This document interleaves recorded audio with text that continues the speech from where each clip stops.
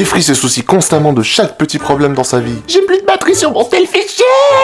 Ma crush s'en fout de moi, mais nique ma vie. De toute façon, tout le monde, c'est que des connards.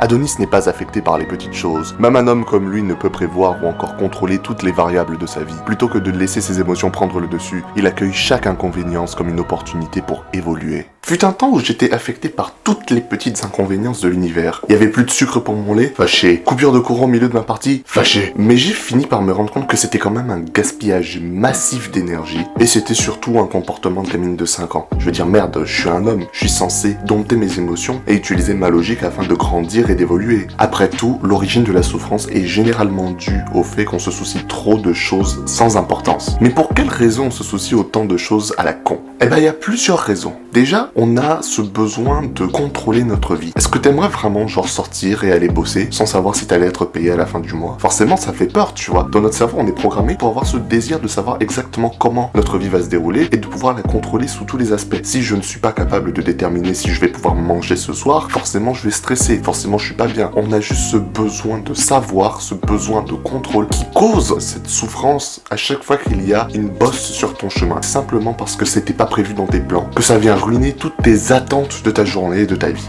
La deuxième raison, c'est notre besoin de consistance. Ça va main dans la main avec notre besoin de contrôle car en fait, ça te permet de facilement prédire le futur. Si t'es pas capable de le savoir, ça part en couille et t'es pas content. T'es fâché. On a envie que les choses se répètent de la même manière parce que ça nous permet d'avoir une routine dont on connaît déjà les issues. Une troisième raison, c'est notre besoin d'acceptance. Nous sommes des animaux sociables, donc forcément on a besoin d'être accepté, de se sentir part du groupe. Si tout le monde agit de la même manière, forcément tu seras enclin à agir comme les autres, pour ne pas être la personne exclue du groupe. Tout le monde a cette pensée, donc tout le monde fait pareil. Tout le monde fait pareil parce qu'on a envie d'être comme tout le monde. Enfin, la dernière raison, c'est la manière dont la société nous a programmés. La société surévalue les choses comme l'apparence et ton statut, ce qui pousse en fait les gens à croire que tu as définitivement besoin de ce genre de choses pour faire partie de la société, pour être reconnu à ta juste valeur. Mais comment est-ce qu'on fait pour désapprendre cette habitude, pour sortir de cette habitude de tout le temps vouloir tout contrôler et de tout le temps se soucier des petites choses? Eh bien, j'ai quelques conseils pour toi. Premièrement, il faut littéralement que tu te dises « Ok,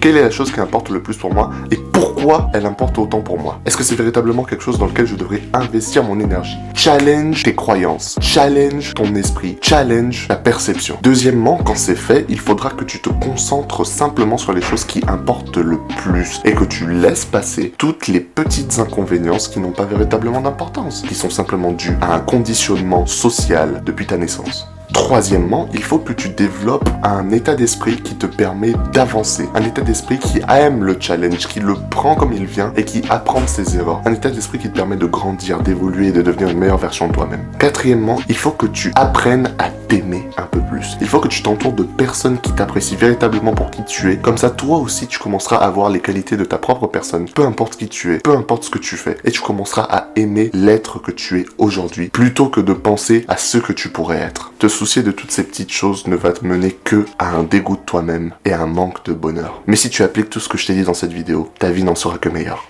Alors continue d'avancer, jusqu'à ce que tes ennemis soient détruits.